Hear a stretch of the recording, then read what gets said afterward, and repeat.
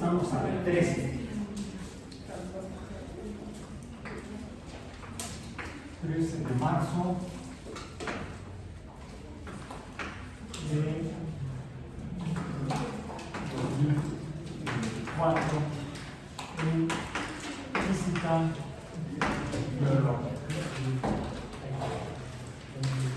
Iniciales, FP, física biológica. Mencionamos que la física es la descripción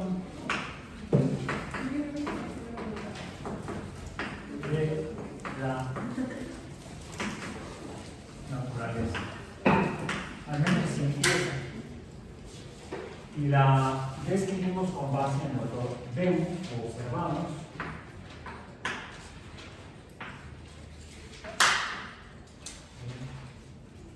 Lo observamos, digamos que lo que hacemos es observación.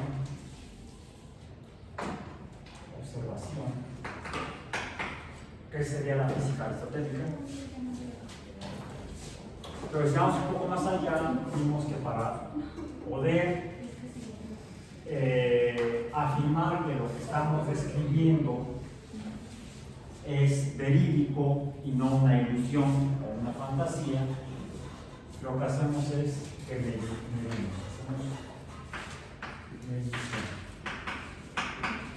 Y fue algo que nos abocamos la semana pasada. Pero ya esta segunda semana del trimestre 24, y a partir de lo último que hicimos la semana pasada, el viernes, que fue observar y medir, oportunidad en la que pudimos llegar a afirmar también que cuando medimos, así como cuando observamos, podemos tener, podemos experimentar o estar en presencia de ilusiones o cosas que no son como las como aparentan, o que de hecho ni existen. También cuando medimos, cuando realizamos mediciones, vimos que puede haber errores. Y vimos que hay diferentes tipos de errores. Mencionamos que hay diferentes tipos de errores, los cuales, en la medida de lo posible, debemos tratar de cuantificar, determinar su magnitud, su tipo y su magnitud. Hay métodos para hacerlo. Por cierto, considerando la posibilidad de errores, hay una referencia, por eso tienen es inútil lo que tiene protector aquí, tiene protector en la pantalla, y lo que se ve que está como estrellado o roto es el protector de la pantalla. Si no, la pantalla está.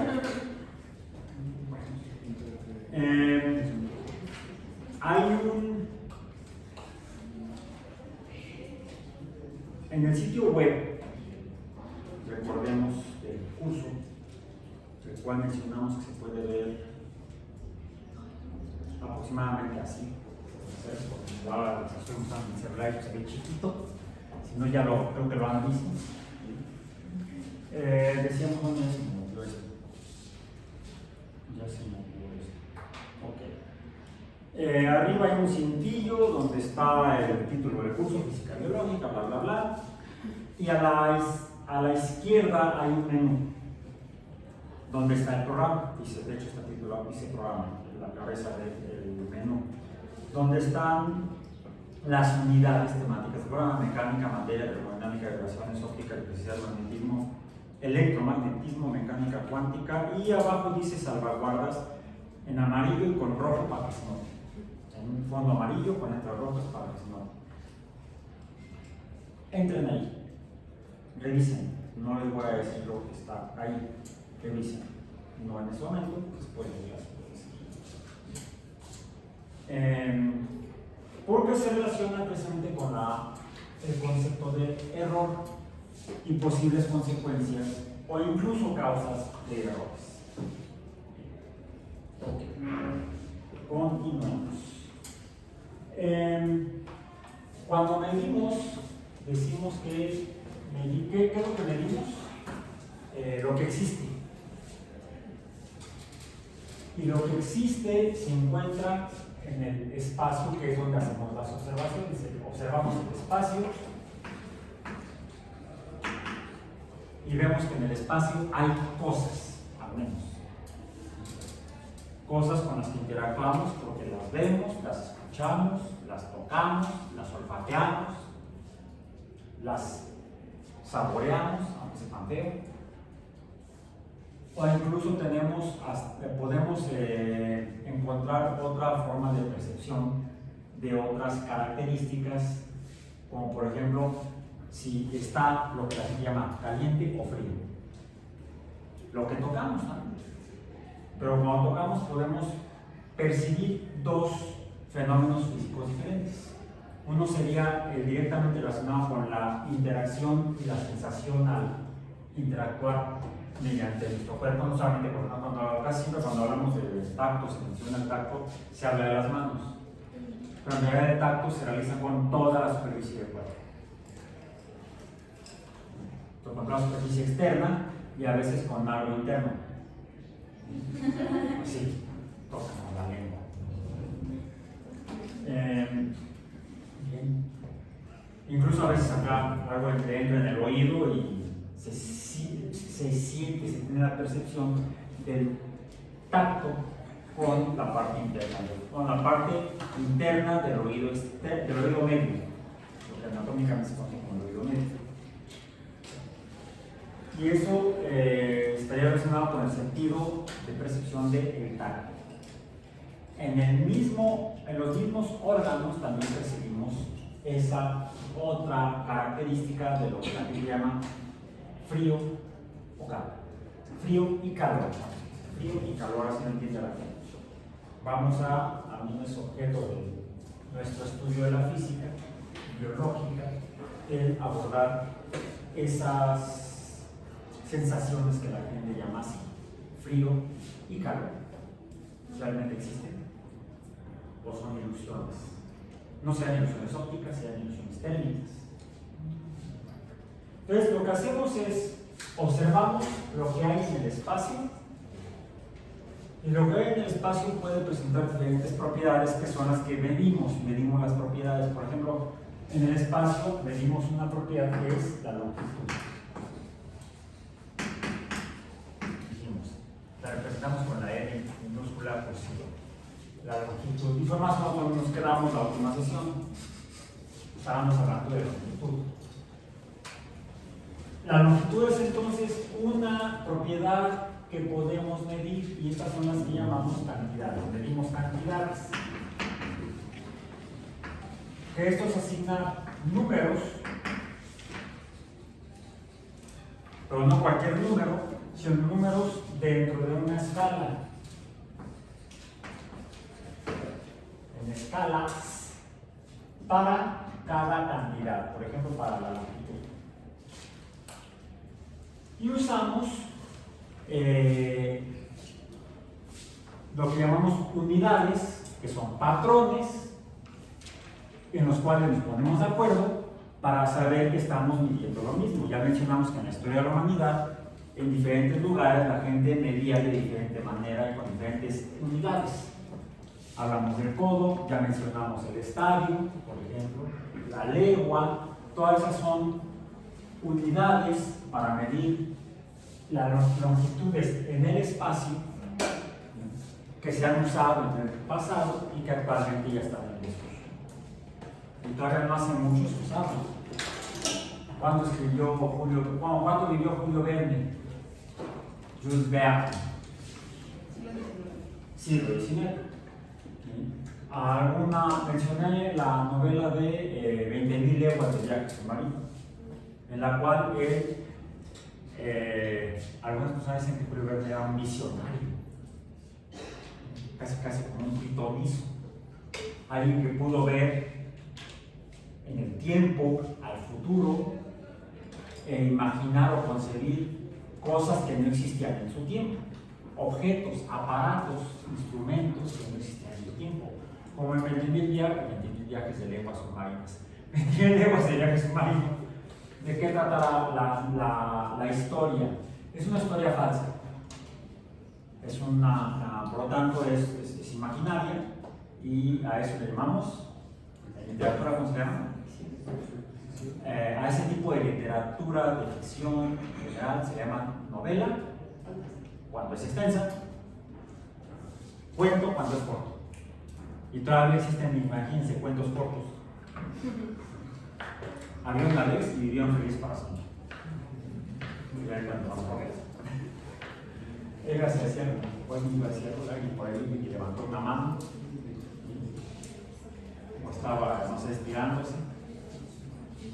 ¿De qué trata la novela de 20.000 leguas de viaje submarino? ¿Alguien la ha leído? ¿O vio la película, por lo menos? Si mi memoria no falla, es el capitán Nemo tratando de llegar a Atlántida, ¿no? O al centro de la Tierra. A algún lugar.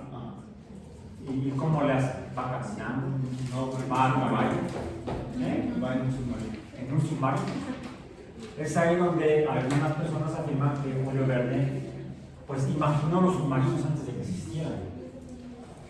Rápidamente, ¿en qué años vivió Julio Verne? A ver si lo pueden encontrar en internet. Sí. Usen la memoria de internet, si no les recuerdan, como yo tampoco me acuerdo exactamente en qué años vivió, cuándo nació y cuándo murió. Julio Verne, novelista francés. ¿No da? Sí, allá lo a ver, vamos a poner aquí el dato. Julio Verne. Lo ponemos en español, en lugar de Jules, que es en francés. Jules Verne. Nació en. Año, vamos a ver. Hace poco fue entonces su aniversario. 1828.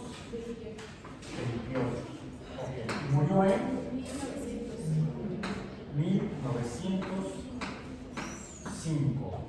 1928. O sea, quiere decir que dentro de 4 años sería el centenario, el bicentenario. Sí, del natalicio de Julio Verne.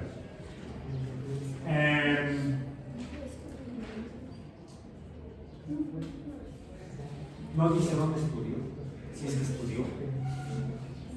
De repente, a veces en la biografía dice al principio una reseña muy corta. Si no, no es fundamental.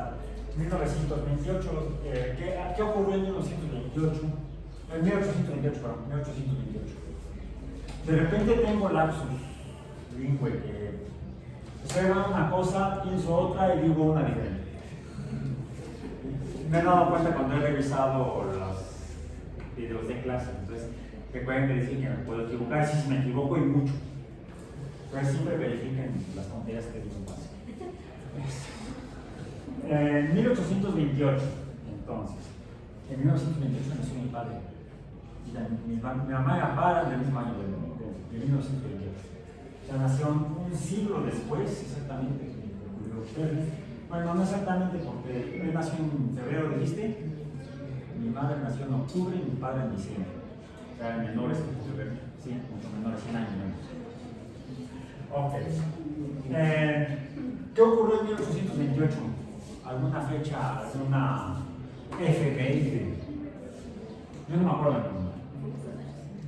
1800, bueno, más o menos en la década del 20, 1820, pues México alcanzó su independencia de la monarquía española. ¿En qué año? 1821. Cuando nace México como nación independiente, como un imperio. El imperio de Iturbide. El primero y único imperio legal en México. Hubo luego otro, pero fue ilegal. Fue producto de una invasión. Entonces, realmente, en la historia de México nada más ha habido un imperio legalmente constituido, con una constitución monárquica, que establece México como una monarquía católica. Era una teocracia, literalmente. No era una democracia. En el 21. Creo que mucha gente no estuvo de acuerdo y terminaron, no le hicieron lo que a Luis XVI en Francia, donde le cortaron la cabeza. No, Iturbide lo fusilaron. Ya no queríamos emperador y no les gustaban esas galletas, yo querían chonquis o no sé de cuáles. No usaban las letras emperador. Y entonces lo depusieron y se estableció una nueva constitución. ¿En qué año? No, en la primera constitución republicana. Se pasa de una monarquía a una república democrática. Y como no sabían cómo, lo que hicieron fue copiar los vecinos del norte. Porque el primero fue el Imperio Mexicano y cuando deponen a Iturbide, México se transforma a ser de ser una nación monárquica a ser una nación republicana, federal, democrática, con poderes del Estado separados, un poder ejecutivo, un poder legislativo y un poder judicial, copiando a los vecinos del norte, donde 13 excolonias británicas se asocian, se unen, le llaman la Unión Americana, bajo el nombre se asumen como estados. Cada colonia se transforma en un estado. Recordemos que hemos hablado en cuanto a la historia de la física de las antiguas ciudades-estado en Mesopotamia, que también las hubo en Grecia y aquí también hubo ciudades-estado. Perdón por interrumpir, pero creo que después de la grabación. No, me está diciendo que se quiere conectar. Como no está conectada a internet, se quiere conectar con el otro celular. No te conectes. Gracias por el tablet, por el aviso. ¿En qué me quedé? Las ciudades-estado. Como ciudades-estado aquí cercanas, estamos en una Iztapalapa. Hay otra ciudad vecina que está por ahí por el Cerro de la Estrella. Bueno, había, ya no hay, fueron ciudades-estado, Culhuacán. Y tenemos la UAM, entonces está en lo que fue una ciudad-estado antigua, Iztapalapa. Hay otra UAM que está en otra unidad de la UAM que está en otra ciudad-estado. ¿Cuál? Xochimilco. Y otra que también está en otra ciudad-estado, Azcapotzalco. Las otras dos no. No había una ciudad en Coajimalpa ni en Lerma. No sé si aquí haya gente que vive en otra ex ciudad-estado, otra antigua ciudad-estado que vengan en el momento. Hay hasta una asociación de estudiantes de la UAM, alumnos de la UAM o exalumnos de la UAM que viven, son vecinos en ese lugar. En Texcoco. Así se decía antes, Texcoco. Y yo, por ejemplo, todas las mañanas salgo de otra antigua ciudad-estado que junto con Tenochtitlan y Texcoco formaron la Triple Alianza. ¿Cuál es? Tlatelolco, así se llamaba. Pero los españoles, que no entienden bien otros idiomas, ya hemos hablado, cambiaron a Tlatelolco. Tlatelolco, Texcoco y Teotihuacán. Les digo que me equivoco. A veces me doy cuenta de veces. Tenochtitlan formaron la Triple T. Pues sí, Texcoco, Tlatelolco y Tenochtitlan, la Triple T. No sé si tengan que ver la cuarta T con esto, ¿no? La cuádruple T. Ok. Bien.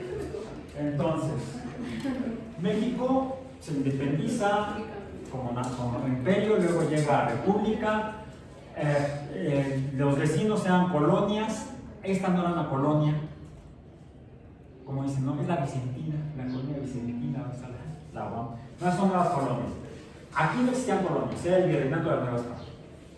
era un virreinato, tenía otro régimen legal respecto a la corona española. Los británicos, las coronas británicas se independizan de la corona británica y se asumen como pequeños estados, no ciudades, con un territorio mayor, ya no son una ciudad, son lo que ahora conocemos como estados. Se unen, son 13 estados y como están en este continente, el continente americano, se asumen como los estados que se juntaron, unidos, que están en este continente, americanos, o los Estados Unidos de América. Cuando se depone Iturbide y se establece la primera constitución republicana en México, federal, democrática, los mexicanos entonces dicen, ¿cómo le hacemos? ¿Cómo los copiamos a los otros? Pues tenemos que ser estados, ¿no? Lo que sí había eran provincias. La provincia de la Nueva Galicia, ¿la conocen? Hay Jalisco, no te rajes. Era la provincia de Nueva Galicia, el actual estado de Jalisco y otras partes por ahí. Entonces, las antiguas provincias se transforman legalmente en lo que en la figura británica, de los de allá, ¿sí? Son estados. En México no existía ese concepto, o en la Nueva España no existía ese concepto, eran provincias. Es por eso que llevamos más de 200 años tratando de aprender que carambas es una república federal democrática. ¿Sí? A la fecha hay diferencias. Todo esto, ¿por qué? Para ubicar a Julio Verne. Es importante, para entender mejor las cosas necesitamos un mejor cimiento donde construir, en este caso conocimiento, se llama contexto. Necesitamos un mejor contexto. La interpretación de las frases, de las palabras, de las frases, de los enunciados más extensos, las oraciones, y de los textos más extensos, depende estrictamente del contexto. Si yo les digo, pues, ¿crees que puedas estar en un banco? Sí, en un banco. Ah, debe el contexto, me dirías, ¿no? Un banco, una banca, o en la banca financiera, fiduciaria, en una institución bancaria. Ya.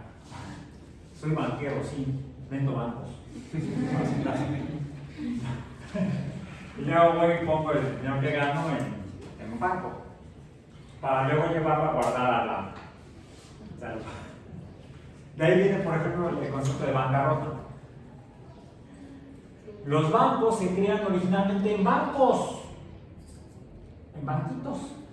Es a donde llegaba la gente a pedir prestado y el que estaba sentado en el banco les prestaba dinero. De ahí viene el concepto de banco. Curioso, ¿no?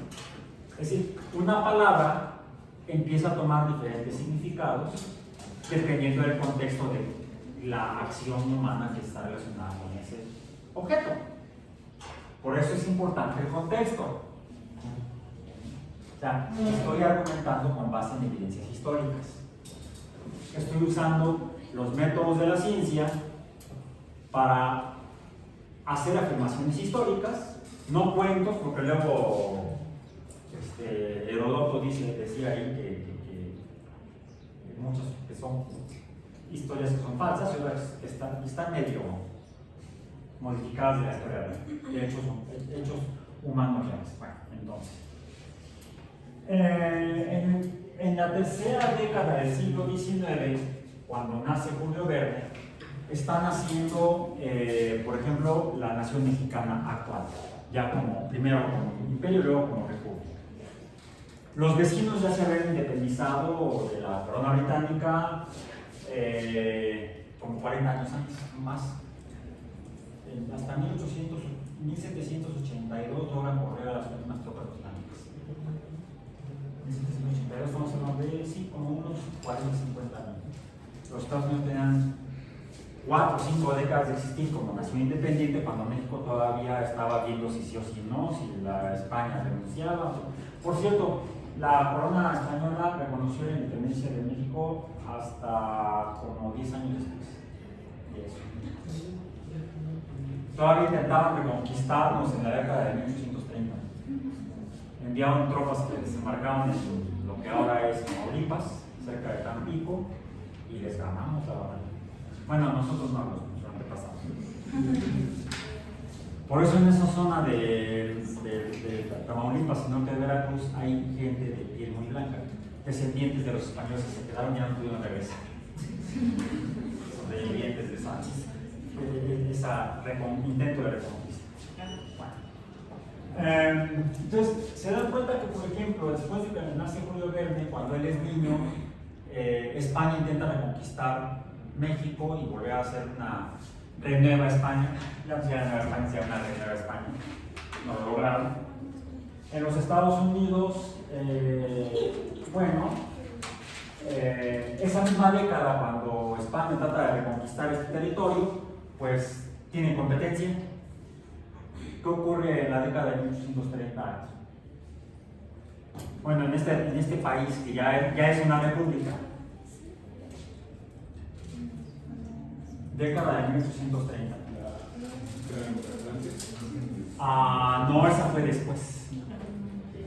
En la década de 1830 es cuando un territorio del norte de México, del noreste de México, de hecho relacionado con Tamaulipas, el cual había pocos pobladores y el gobierno mexicano para poblar esas tierras invita a gente de otros lugares a que vengan a colonizar, a ubicarse, a sentarse. Es más, les entregan tierras, les regalan terrenos, con la condición de que trabajen las tierras. Y como México, así como el imperio es católico, la primera república también es católica. Hay una religión oficial. México nace como una república federal, democrática, católica. Creo que eso significaba el color blanco en la bandera originalmente. La religión. Ya ven lo que pasa. No, revisa la historia. Si se lleva una cada sorpresa. Por eso es que a quienes aceptan entrar a México y poblar esas tierras del norte, el otro requisito es que adopten la religión católica. O sea, si eran, no sé, luteranos, tenían que renunciar al luteranismo y entonces asumirse, bautizarse como católicos. Si eran judíos, también. Si eran musulmanes, también. Tenían que dejar su religión anterior. Si no eran creyentes, tenían que entonces tomar la fe católica para poder tener esos terrenos, dedicar a la agricultura, a la ganadería. Y así llegan, por ejemplo, algunos pobladores originarios, nativos de los Estados Unidos, a poblar el noreste de México. Ya entienden por dónde iba el asunto.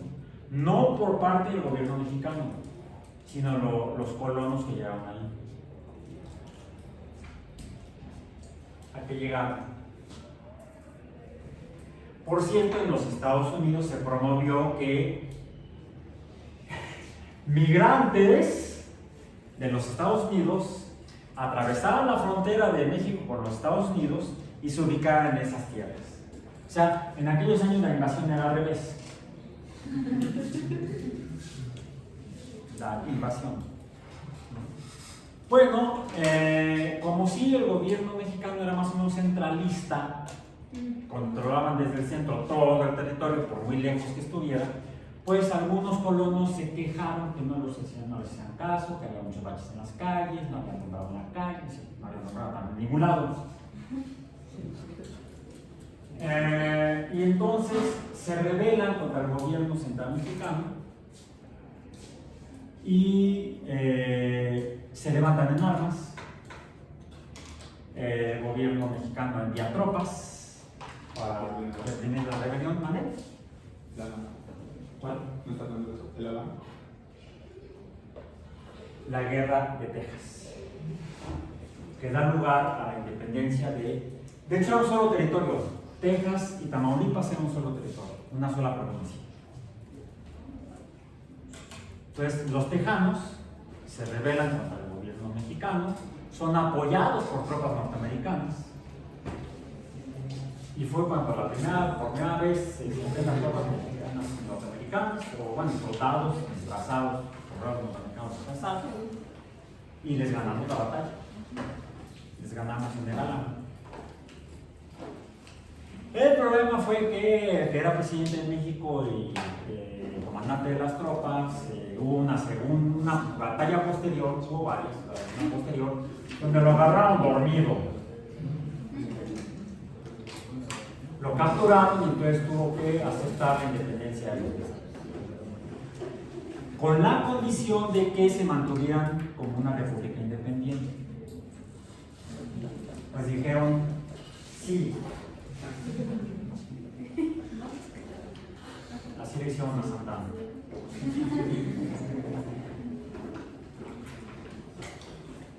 Sí.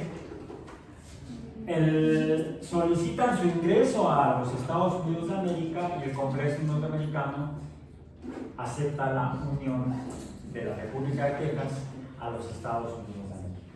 Y entonces eso da lugar a un conflicto posterior. En la siguiente década, ya no en la de 1830, sino en la década de 1840. Una guerra que dura 3 años. Empieza en 1846.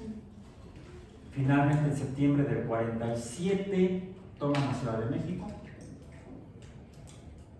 y están las tropas ocupando México hasta 1848.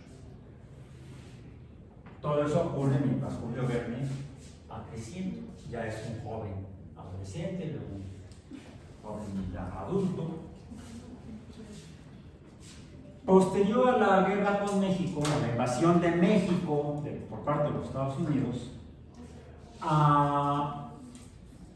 algunos legisladores norteamericanos estaban muy de acuerdo en que, por la clase nueva de física, estamos hablando de historia, el contexto es importante.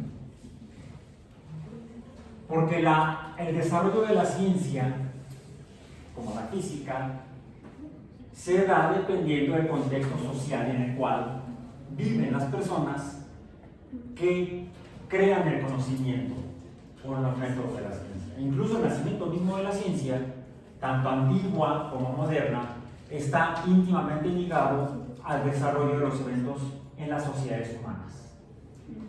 Las personas son profundamente influenciadas para poder realizar o no actividades por el contexto social que viven en su momento. Si no hubiera esos eventos, quizá esa persona no hubiera tenido la ocurrencia o la idea de hacer un experimento.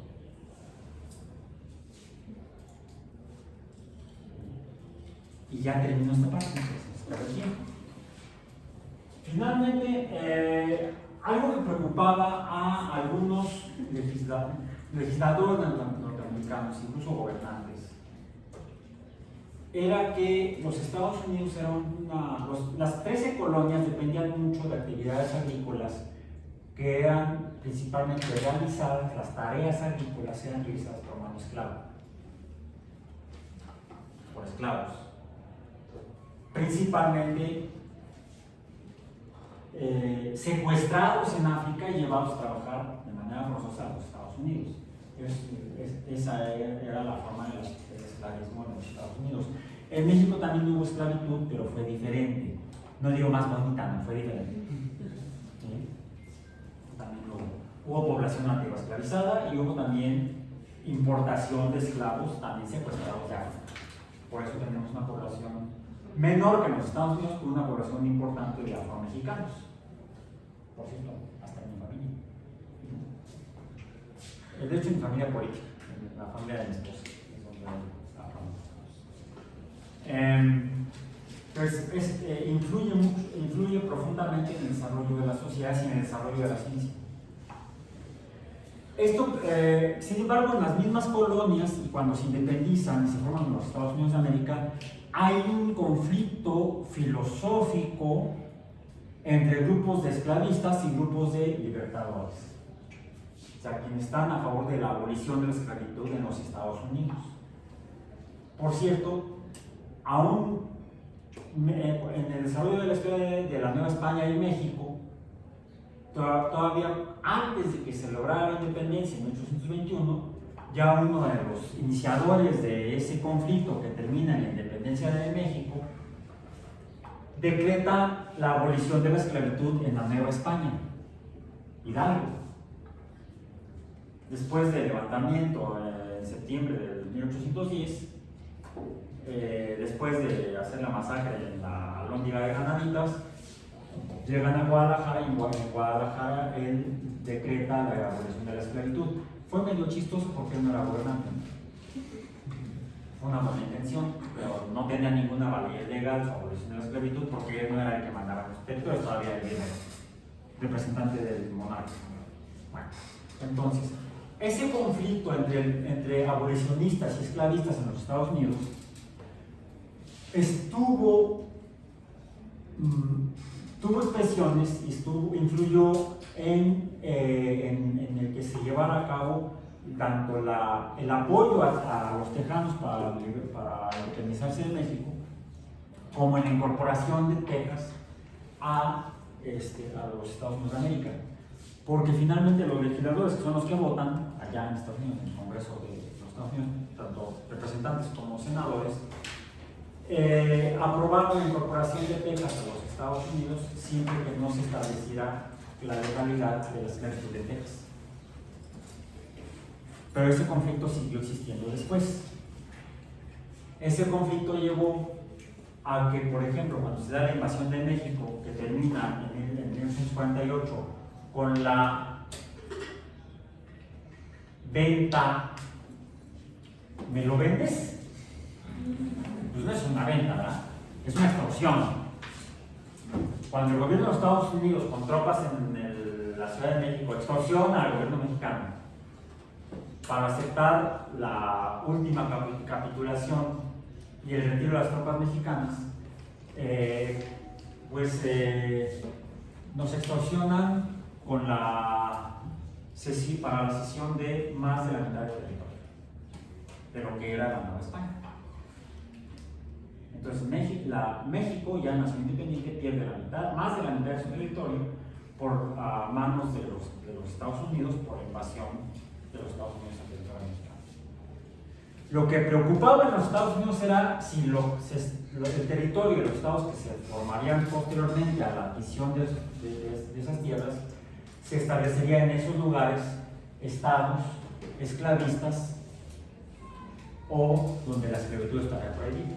Eso generó un conflicto interno en los Estados Unidos, lo que dio lugar a un conflicto mayor, que fue la Guerra de Secesión en la década de 1860.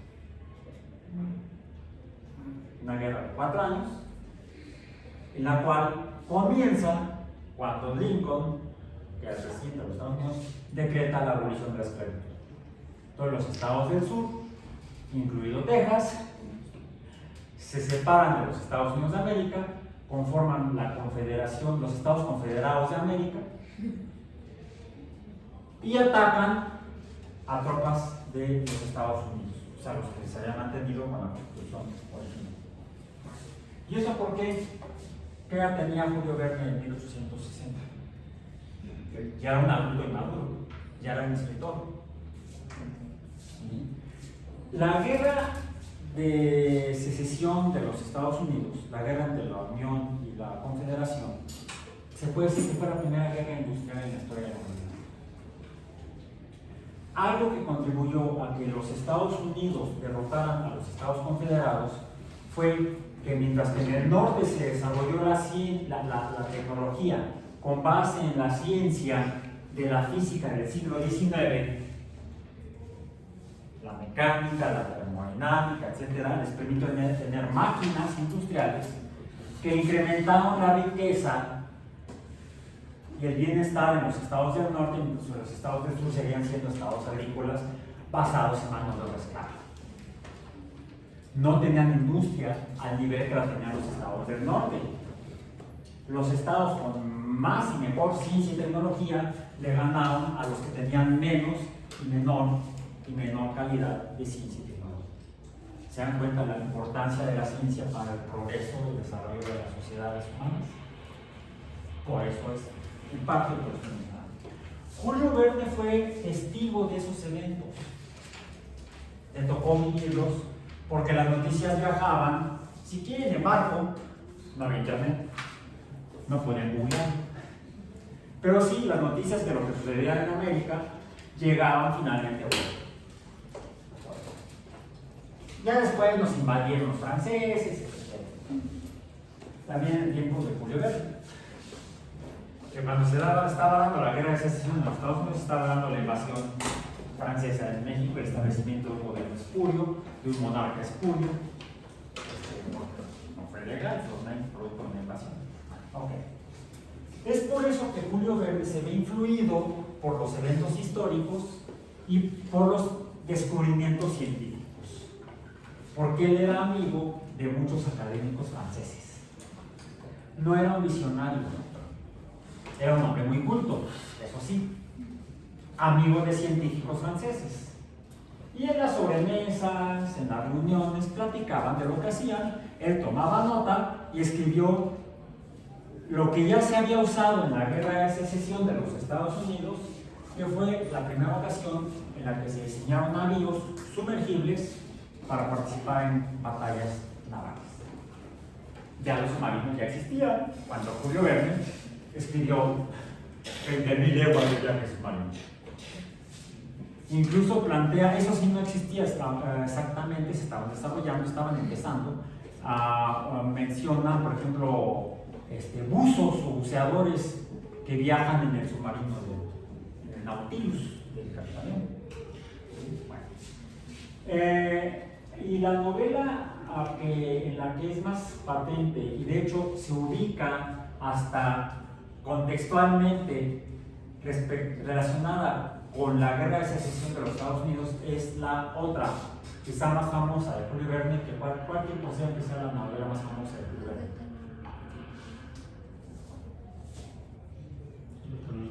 ¿Cuál? Casi. No, esa está bien fumada. ¿Cuál? No. De la Tierra a la Luna. Se llama. Si esta es un viaje a la Luna. ¿Dónde está ubicada? ¿Te acuerdas? En Estados Unidos. En los Estados Unidos, después de la guerra civil o guerra de secesión. De hecho, quienes realizan el viaje son veteranos de la guerra. Y la hacen porque pues, algo querían hacer que fuera más emocionante, y quizá más emocionante que la guerra. Conocían el uso de los cañones y finalmente llegamos al tema de esta semana. Bueno, entonces, Julio Verne usa la física del siglo XIX para escribir sus novelas. O sea, podemos usar el conocimiento científico para describir historias fantásticas, o sea, historias normales. Era ciencia ficción entonces. ¿Mande? Era ciencia ficción.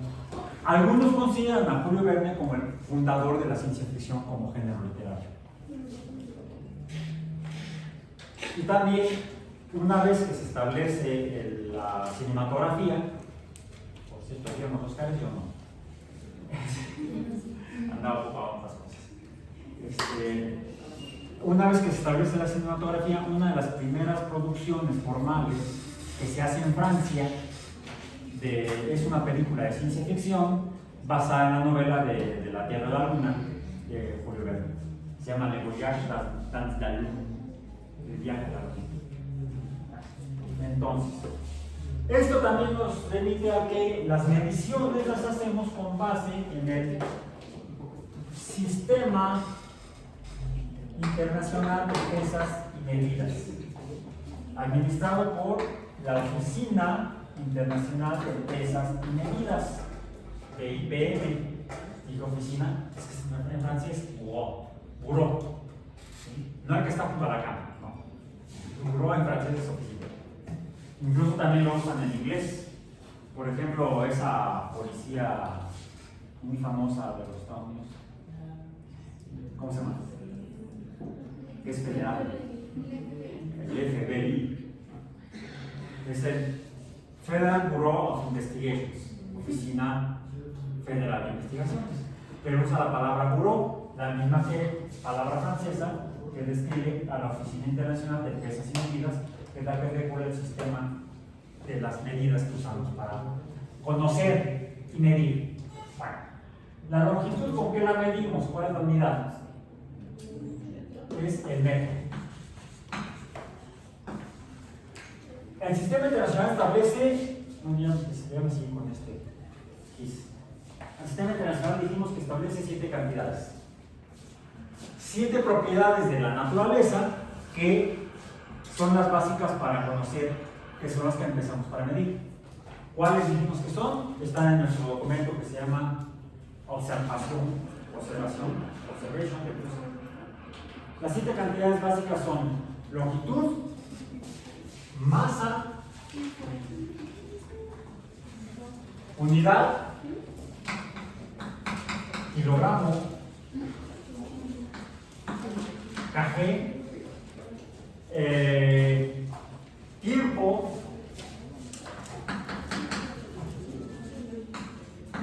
T minúscula, la unidad, el segundo,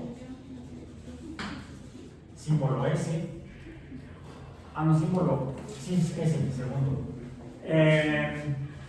corriente eléctrica,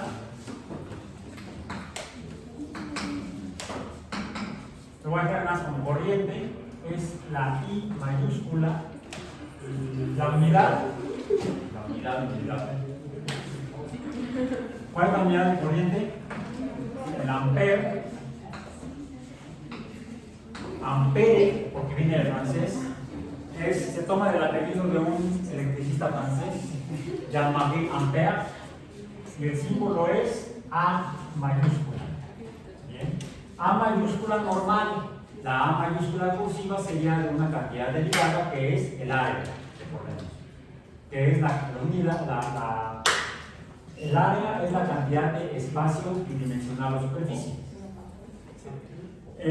¿Cuántos llevamos? Unos 3, 4. Quinta cantidad, temperatura.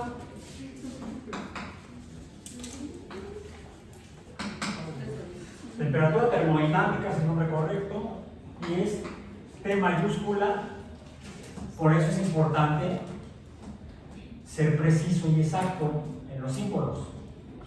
T minúscula cursiva, tiempo. T mayúscula cursiva, temperatura. La unidad, Kelvin. También con minúscula, el símbolo K mayúscula. Por un caballero inglés, Lord Kelvin. Bien. Cantidad de sustancia.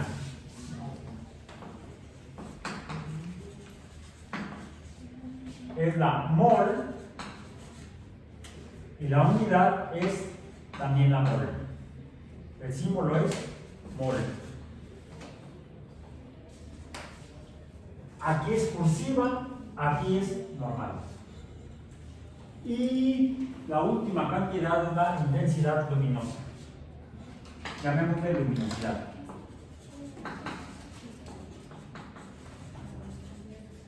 No me acuerdo el símbolo. El CD es la unidad, es el símbolo de la unidad, es candela. Ya descargaron el documento, yo no lo traigo. El documento, sí. Si luego verifican cuál es el símbolo de la cantidad, el símbolo de la unidad es CD, no compact disc. Ajá. En masa no sería nada más gramo. Como que tendría que ser el gramo, ¿no? Por ejemplo, el metro es la unidad de longitud y el múltiplo 1000 veces el metro sería el kilómetro. Kilómetro, fíjense, no kilómetro. Bueno, lo mencionamos kilómetro, pero tendría que ser kilómetro. Entonces, ¿por qué el kilogramo, la unidad de masa, que es la cantidad de materia, distinto a la cantidad de sustancia? Materia es todo lo que hay, todo lo que conforma a lo que hay en el universo.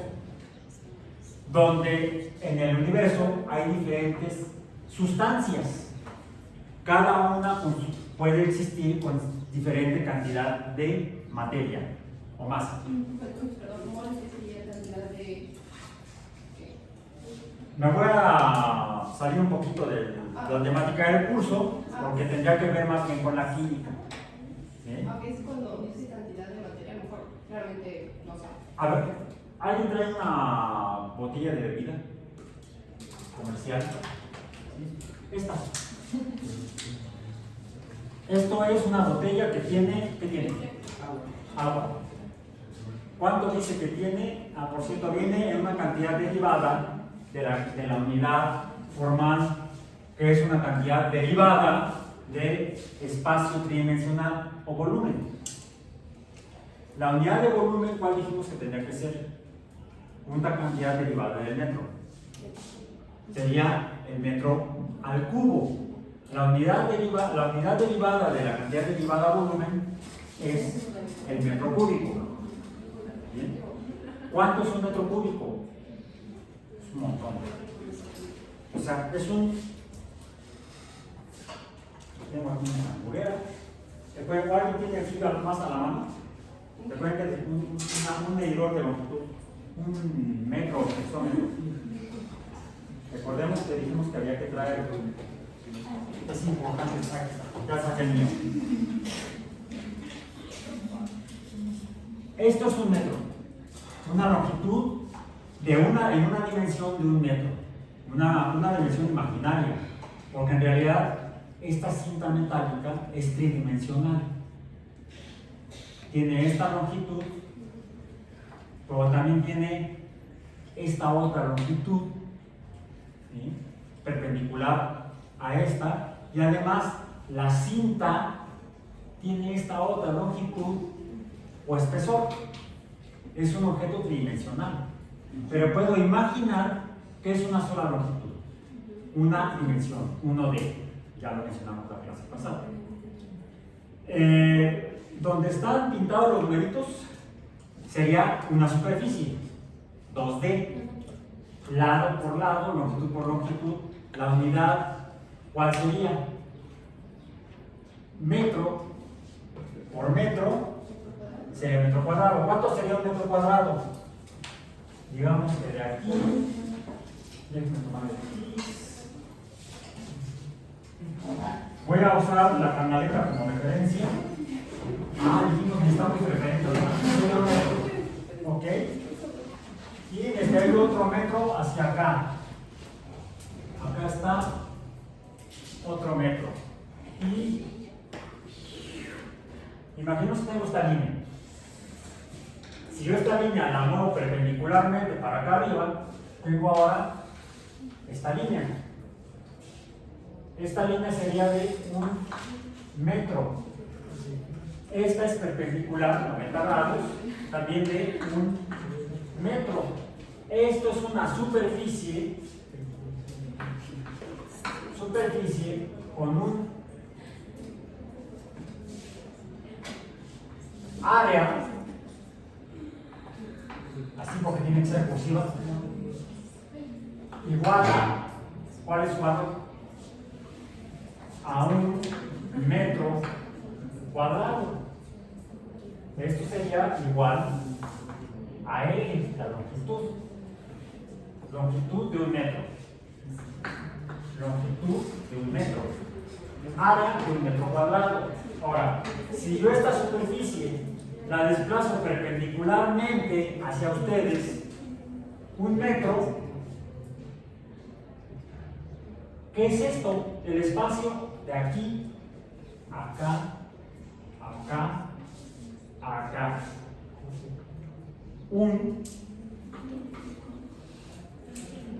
Así como que proyectado en dos dimensiones.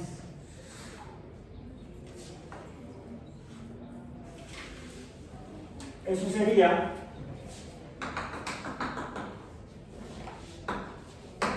ya lo rompí. No aguanto.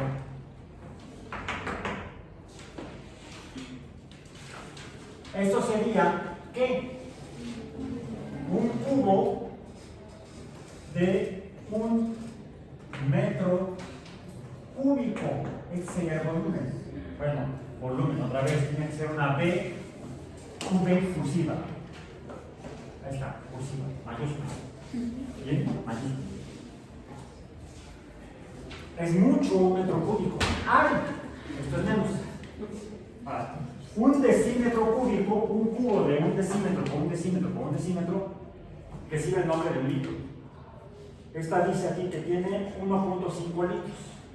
Sea como un cubo de 10 centímetros por 10 centímetros por 10 centímetros, más un cubo de 5 centímetros por 5 centímetros por 5 centímetros. Esa es el agua que hay aquí, antes de que te la tomaras. ¿Bien? ¿Y lo que hay aquí es agua?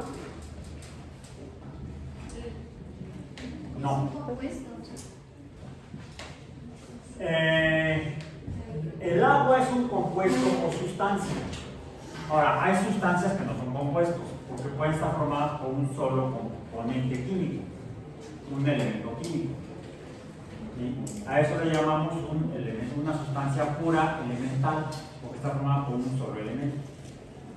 Pero también tenemos sustancias que están formadas por un solo compuesto químico, que a diferencia del otro, está conformado por varios elementos químicos, como el agua.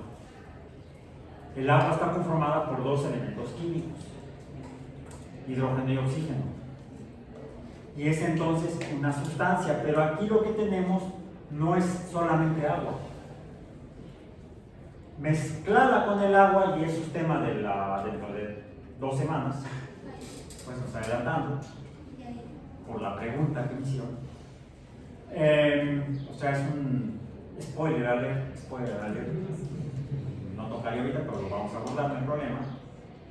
Esto, la cantidad de materia es el agua más lo que tiene el agua. No te preocupes, no te hace daño, para que sea agua potable. Si tiene cosas que te pueden hacer daño, no sería agua potable. Puede haber, en un recipiente puede haber una cantidad de materia conformada por diferentes cantidades de sustancias. Entonces, deberíamos medir ambas propiedades, la materia total y la materia de cada sustancia por separado. Eso es tan bueno. Por eso no son iguales. No es comunismo.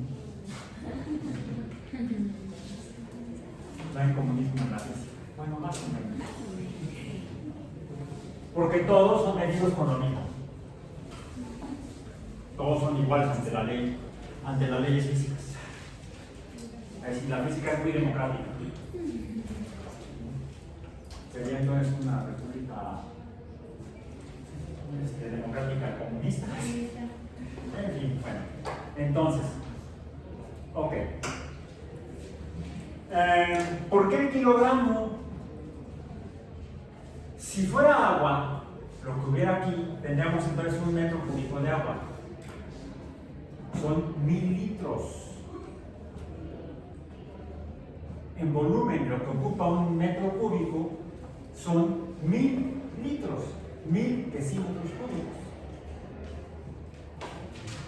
1 millón de centímetros cúbicos, 1 millón de mililitros. O sea, es muchísimo. Y es como nos proporcionan el agua los servicios municipales. Nos la entregan y la miden en metros cúbicos. ¿Por qué la masa es el kilogramo? Si fuera el gramo, una propiedad del agua es que, y ya hablamos de esa cantidad, la vimos cuando empezamos a ver combinaciones o relaciones entre cantidades. De hecho, esta es una relación entre cantidades. El área es igual a L por L, el volumen es igual a L por L por L. ¿Ok? Aquí relacionamos, pues, el área y el volumen son cantidades derivadas porque son consecuencia o producto de la relación de más de una cantidad básica. Aquí son 2 cantidades básicas del mismo tipo, los aquí son 3 cantidades básicas del mismo tipo. Alguien mencionó, y la pusimos en el pizarrón la sesión pasada, la cantidad derivada de la cantidad básica masa entre la cantidad derivada a volumen Y esta, ¿cómo se llama? Densidad. Ahí está. Rho. La letra Rho, que es densidad. ¿Cuáles son las unidades de densidad?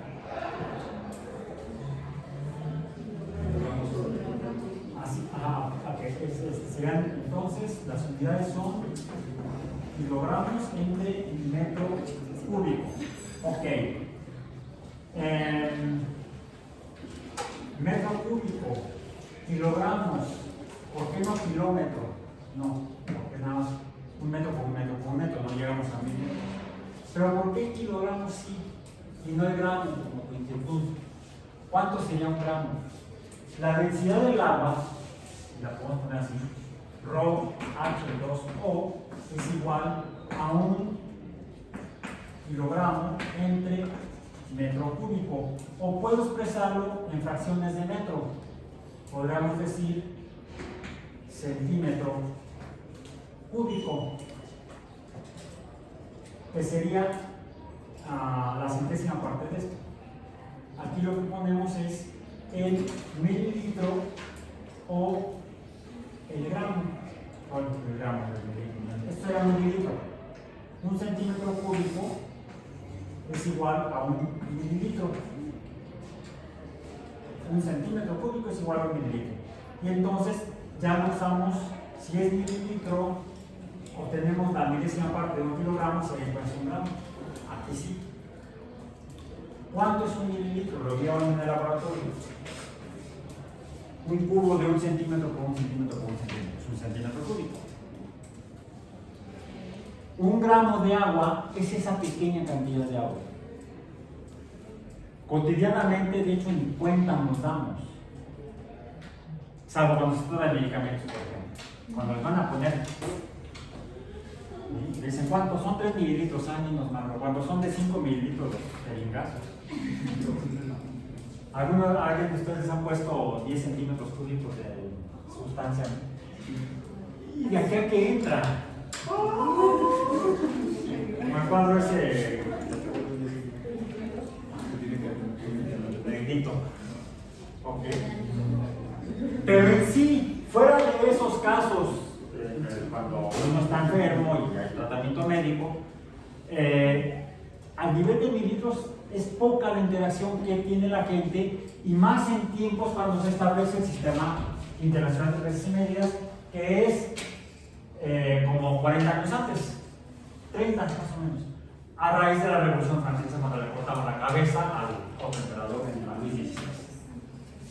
Cuando pasamos de las medidas basadas en Dios, porque era Dios por el signo divino, a las medidas basadas en la humanidad. Así como con la Revolución Francesa se derroca de manera importante en la historia por primera vez a una monarquía por designio divino, y se pasa a regir una sociedad con base en la gente, con base en las personas, con base en los humanos, surge el humanismo, se crea el humanismo como filosofía.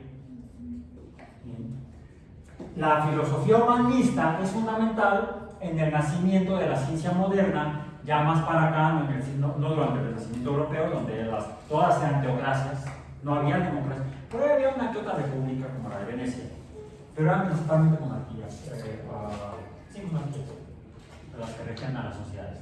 Es en el finales del siglo XVIII, principios del siglo XIX, cuando se establecen las primeras democracias, cuando vimos, es fundamental para el avance de la ciencia.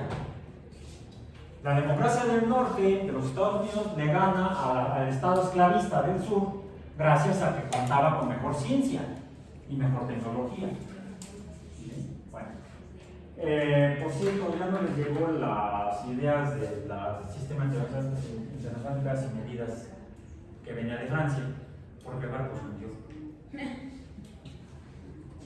Cuando se crean los estándares para que todos midamos el mismo metro, le midamos la misma cantidad de materia, masa, kilogramo, el mismo tiempo, el segundo, que se hace en Francia, se envían muestras a todos los países principales de aquella época. Se envían a México. El que se envía a los Estados Unidos no llega. Por eso es que siguen viviendo con el sistema imperial británico, porque no les llegó el sistema métrico. A México sí llegó el sistema métrico, los patrones, los estándares.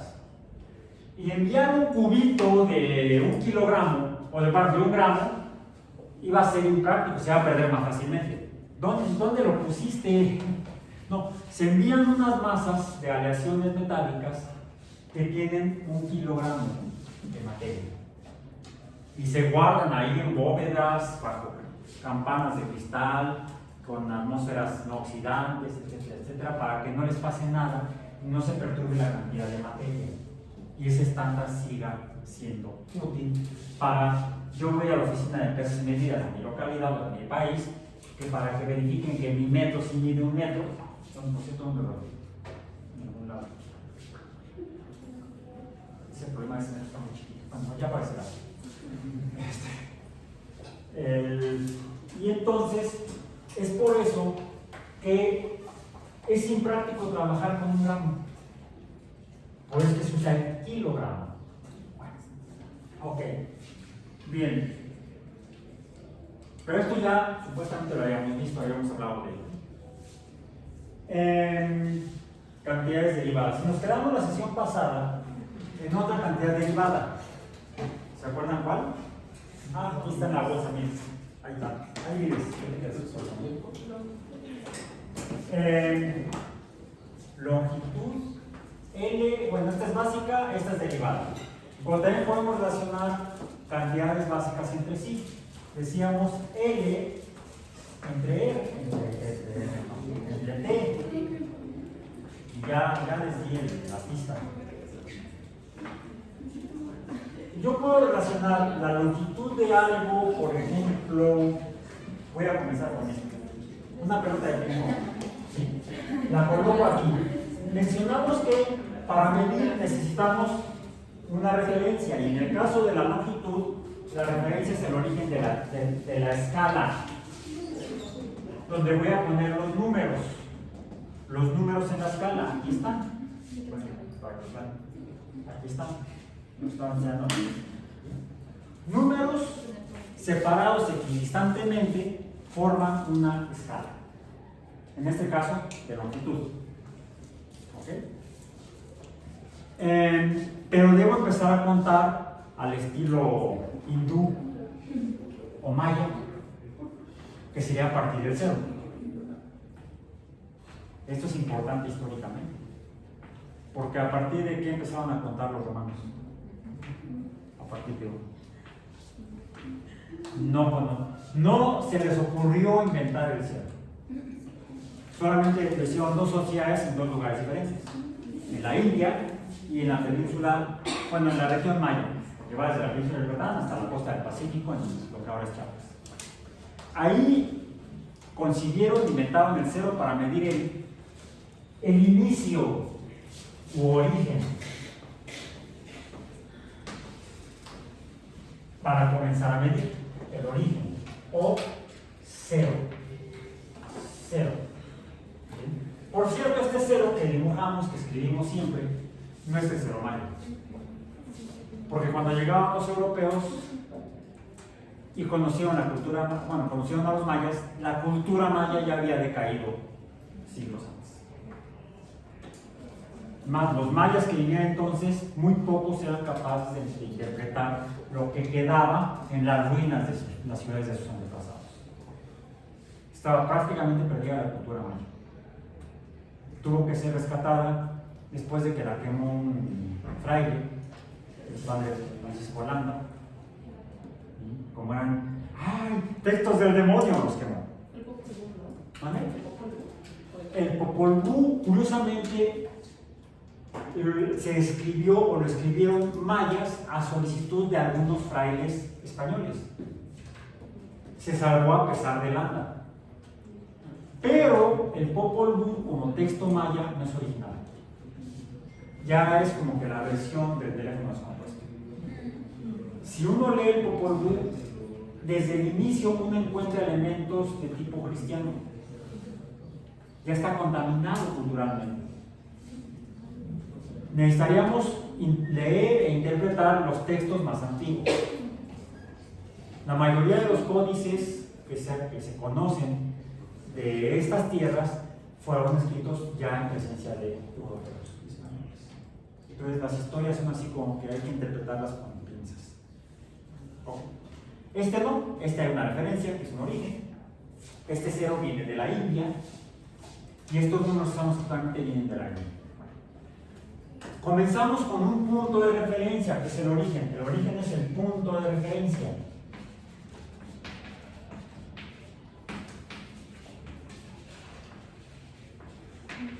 Y junto con la escala, establecemos entonces, a ver, echamos una mano literalmente, por aquí, la cinta métrica, aquí en el origen, aquí, el 0 en el origen. Y vamos a hacer aquí una escala de 10 en 10, 10, 20, 30, 40, 50, 60, 70 centímetros, 80, 90 y 100 centímetros. Ok, gracias por empezar. Ya no lo necesito, ya lo puedo guardar. Ahí está, guardado. Bueno, entonces, ahora lo que tengo es un punto de referencia, que es el origen, y tengo un sistema de referencia, que es la escala, en el sistema de medición. Este es entonces el sistema de referencia. ¿Bien?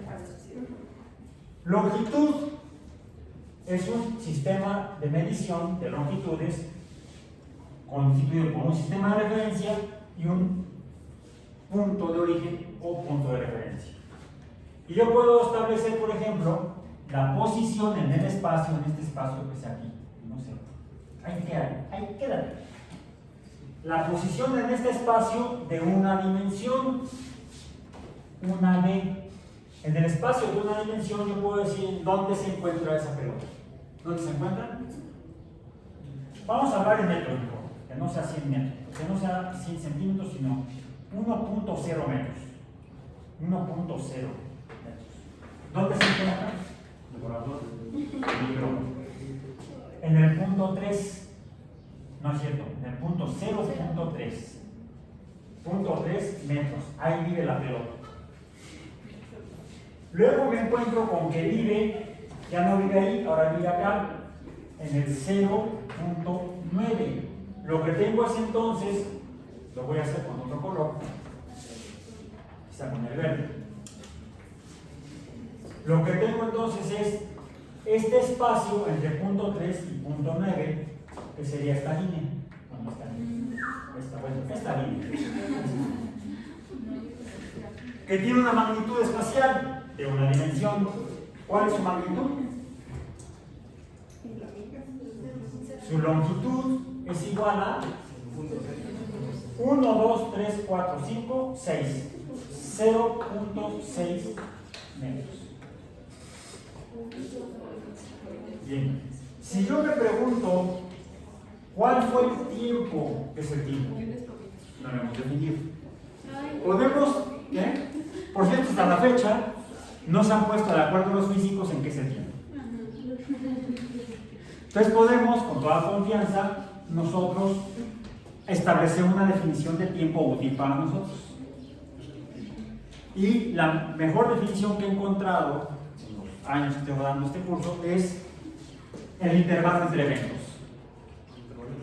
Intervalo entre eventos. Así vamos a considerar el tiempo. Un intervalo entre eventos.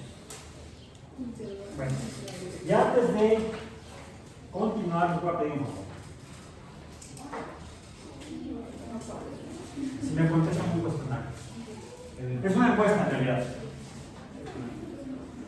Se lo echan en 5 minutos. Dice, el presente cuestionario es parte de un proyecto de investigación en desarrollo por un grupo de profesores de la División de Ciencias Biológicas y de la Salud de la UAMI. El objetivo es conocer los procesos de aprendizaje en la comunidad. Toda la información que proporciones es confidencial y solo con fines de estudio. Tu respuesta es muy valiosa, por lo que agradecemos tu participación. ¿Sí? Entonces, contéstenla así como les va. Está escrita. rápidamente. Lo que tiene que hacer, dice, cuestionario sobre ciencias secundaria, marzo de 2024, modificado de 2014. Subraya solo una respuesta en cada numeral. Si no les toca todo, no se preocupen. Es como toda encuesta, se realiza para tener para poder realizar un análisis estadístico, ¿sí? Para poder establecer observaciones.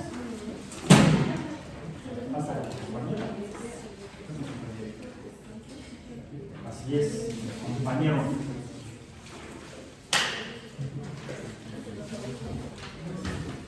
Si alcanza para todos, que bien, si no, no hay problema. Rápidamente, no le piensen mucho, nada más subrayen la respuesta que consideran apropiada.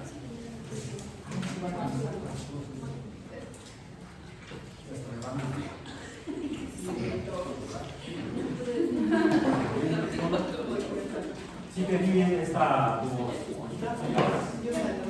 ¿A cuántas? Ya quedó una. Personal para mí, sí, sí.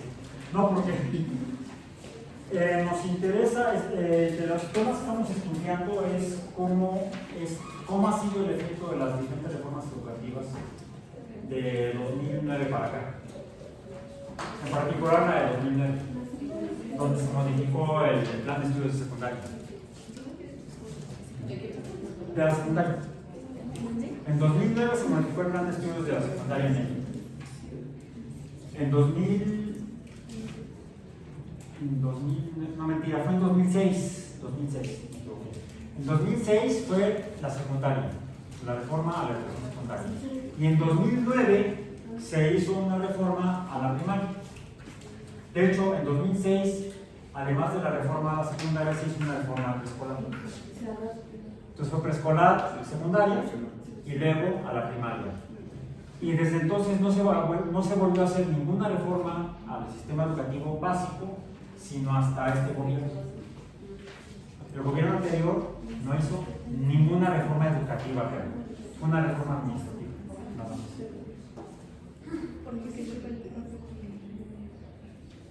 Pues nada más, sin pensarle mucho, son 30 preguntas. De esas 30, las primeras 10 son sobre biología, las siguientes 10 son sobre física, y por eso me detuve ahorita. Y las siguientes 10 son sobre química, que es como quedó lo que quedó del plan de estudios de secundaria a partir de la reforma de 2006, que apenas se modificó, les digo, en este gobierno y entró en vigor el ciclo escolar pasado. Ustedes estudiaron seguramente bajo el modelo educativo, el programa de la reforma de 2006. ¿Cuándo estudiaron en la secundaria? ¿En qué año? Después de 2006, seguramente.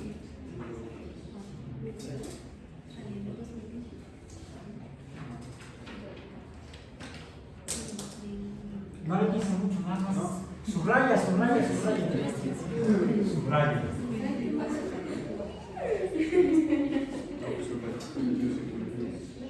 Y quizá ahorita vean, ¿de qué me acuerdo?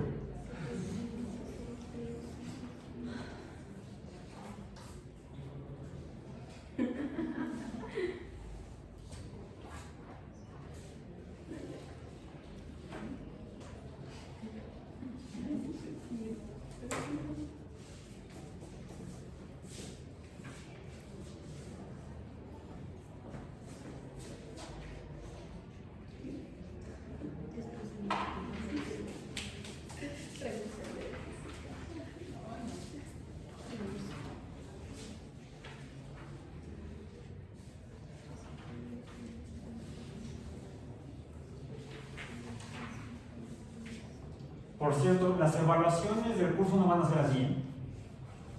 Esta es una encuesta, es un cuestionario, es una encuesta. Yo creo que sí. No, yo creo que van a ser más difíciles. No, van a ser diferentes. Van a ser diferentes. No van a ser formalmente por escrito. Sí me van a tener que entregar un documento, pero no es un cuestionario. Yo no evalúo con base en cuestionarios. No evalúo el aprendizaje con base en cuestionarios. Esto que estamos haciendo con los profesores y su servidor es más bien un sondeo de recuerdos de la secundaria, sobre lo cual hacemos un análisis estadístico y hacemos interpretaciones de qué ha pasado con esa reforma de 2006. Pues que ya dejó de ser a partir de 2023.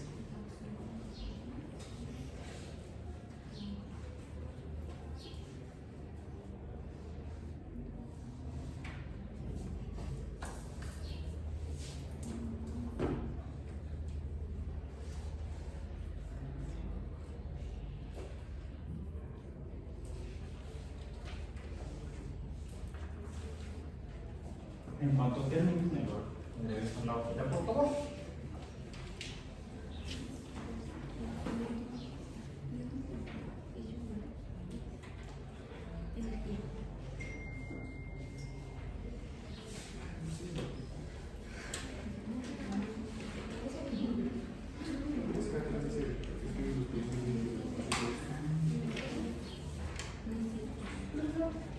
Ajá, ok, gracias. Sí, al final dice escribe los primeros 4 dígitos de tu matrícula. Esto es para tener el dato de en qué trimestre está, nada más. Por eso que no se les pide el nombre ni ningún otro dato, ni la matrícula completa. Perdón, no hay cuidado.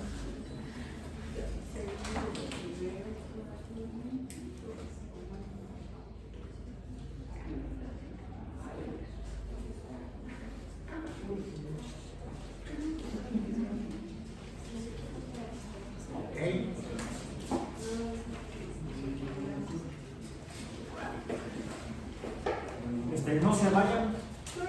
No, aguanten nada más. Tenemos que definir esto. Lo vamos a hacer en 5 minutos.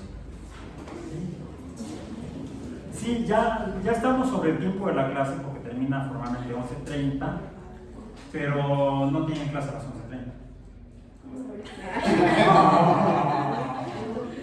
Porque son muy raros las UEAs que se programan con medias horas. De hecho, por ejemplo, en CB vamos a tener en 5 minutos una vez que ya me quieren. Para que tengan incluso tipo de como una torta, un refresco, no sé. Yo, por ejemplo, tengo clase a las 3 de biomatemáticas con sus compañeros de biología de la reproducción y biología. Ajá, ok. Y es que si se dieron cuenta,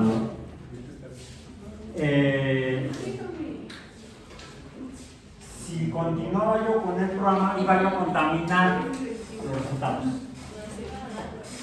Les iba a dar la respuesta. Y entonces, los datos que obtendríamos serían falsos. Uno debe tener cuidado cuando hace experimentos. En este caso, ustedes son dispositivos dígitos. Más o menos. Tenemos haciendo este estudio desde hace 8 años. Hace 8 años que comenzamos a hacer este estudio. La ciencia toma tiempo a veces para llegar a conclusiones. A Darwin le tomó 30 años. 30 años. El viaje lo hizo en la década de 1830. 1830. Julio Verne era niño cuando Darwin ya le andaba dando la vuelta a la Tierra en el libro.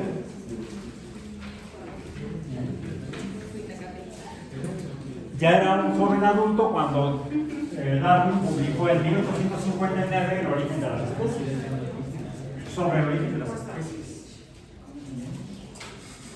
Curiosamente, me llama la atención que Julio Verne no escribió novelas sobre temas biológicos. Sí, en 20.000 leguas del viaje submarino, por ahí los ataca un pulpote enorme, o un calamar, no sé. ¿Vale? Pero entonces hubiera escrito sobre novela policíaca. No, lo que sucede es que aparentemente en Francia se impulsó más las ciencias físicas y químicas que las ciencias biológicas. A pesar de que en Francia tenemos casos tan importantes como el de Louis Pasteur. Pero era más en la medicina. Y de hecho Pasteur no era médico, Pasteur era químico. No era biólogo, aunque avanzó muchísimo en microbiología. Parece que se desarrolló más la biología en Alemania, en el Reino Unido, en Gran Bretaña, que en Francia, en el siglo XIX. De ahí, por ejemplo, que Ampère, electricidad física, era Ampère en francés. En el caso de la física, los gases, por ejemplo, las leyes de Guy-Lussac, ¿cuál otro? Sean franceses, ¿no? Lavoisier, franceses. Hay más tradición sobre la física. ¿Ya todos me los dejaron? ¿Me falta? Acuérdense para que terminemos. No es examen. No le piensen demasiado. Nada más a ver de qué se acuerdan. Literalmente es eso. Queremos saber de qué se acuerdan, si se acuerdan. ¿Hace cuánto que estuvieron en la secundaria? Hace 8 años. ¿No hace 8 años? Ah, que terminé. Sí, que terminamos. Por lo menos 3 años. Porque física biológica es el segundo trimestre, el primer año de licenciatura. Quiere decir que hace 3 años entraban al bachillerato, a la preparatoria.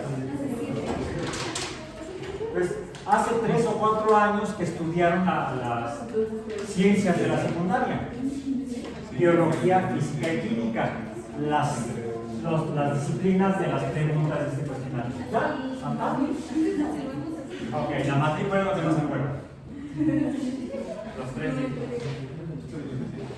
Ok, ya, andando. Rápidamente, y es porque está en la pregunta, el inciso, el numeral 11. Es la relación entre desplazamiento y tiempo.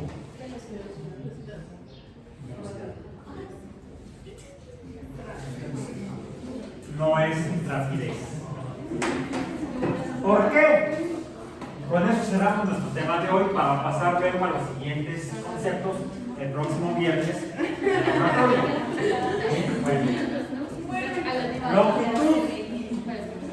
Longitud es una cantidad básica, por lo tanto se define con base en una escala. Y le llamamos entonces a las cantidades que se definen con base en una escala en un sistema de referencia, les llamamos cantidades. Vamos a poner el verbo. Son cantidades escalares, porque se definen con base en un número o magnitud. Por ejemplo, la magnitud del tiempo que le tomó a la pelota cambiar su posición en el espacio del punto 3 al punto 9 o del punto 9 al punto 3, la longitud es la misma. No importa si estaba primero en 9, punto 9 y luego en punto 3, o primero en punto 3 y luego en punto 9. No importa para fines de la longitud. Tenemos un cociente numérico que sería L de T. ¿Cuánto es? L es igual a, dijimos, 0.6 metros. Supongamos, tomamos un cronómetro y de aquí a acá o de aquí a allá fueron 1001, 1002, 1003, 1004, 1005, 1006. Punto 6 entre 6 segundos. Nos da un cociente de 0.1 metros entre segundos. Y esto es la rapidez. Rapidez R minúscula cursiva es longitud entre tiempo y es solamente eso, el cociente de la longitud entre el tiempo cuando los objetos cambian de posición en el espacio. Ahora, se parece, pero no es lo mismo, que cuando definimos, y entonces ahora lo voy a poner con azul para que se note la diferencia. Si yo digo que se encuentra la pelota inicialmente en 0.9, sería la posición, vamos a decir, en el espacio X. Esto es X inicial. Y 0.3 es X final. X final menos X inicial se relaciona con el tiempo que le toma pasar de el punto inicial al punto final en ese espacio de una dimensión. Pero no, ya estaríamos hablando de aceleración. No, todavía no. Todavía no. Les encanta espondear. Eso lo vamos a hacer el viernes. Lo vamos a ver el viernes. Es X final entre X inicial, pero necesito relacionarlo con el tiempo. Pero entonces necesito un tiempo inicial y un tiempo final. En el caso del tiempo siempre parto del cero. El tiempo final, el tiempo inicial sería cero. Bueno, vamos a poner tiempo inicial que le resto al tiempo final. Sería, por ejemplo, X final es 0.3 menos X inicial 0.9 entre el tiempo inicial es 0 menos, ¿cuánto dijimos? El total es 6, quiere decir el tiempo final es 6. Y esto me da un número. ¿Cuál es, por cierto? Punto 3 menos punto 9. Menos 0.6 entre 6. X, F, su índice F menos X, su índice Y es una diferencia, la escribo así, delta X, entre la diferencia en el tiempo, de delta T. Y aquí me está dando un número negativo. Aquí el número siempre es positivo. ¿Cuánto es el número? Menos 0.1 metros entre segundo. Este tiene un signo que puede ser positivo o negativo dependiendo de dónde empezó. Porque si estuviera al revés, punto inicial, punto final, sería entonces punto 9 menos punto 3, parecido a esto, y entonces sería punto 1 positivo. El hecho de que tenga el signo, este signo, me indica que este cociente, ¿sí?, tiene signo o dirección de cómo fue el cambio de posición en el espacio en la referencia. Y este fenómeno se llama movimiento.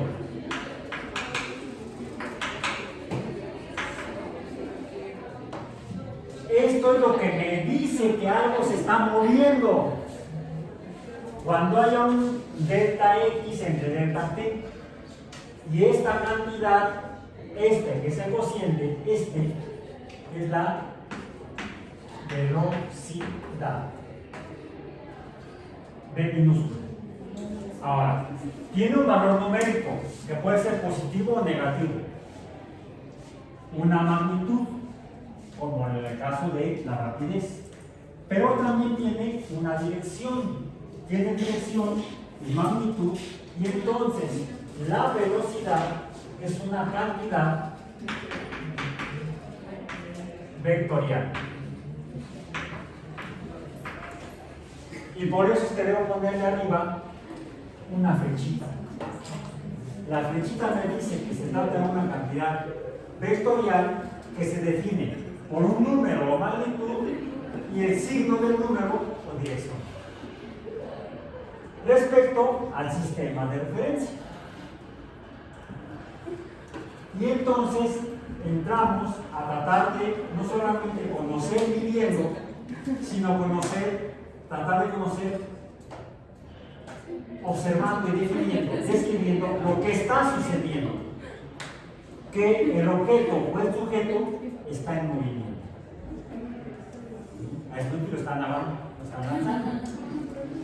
Mientras que en la física el signo me dice que esto está en movimiento, en una tira cómica, en un cómic,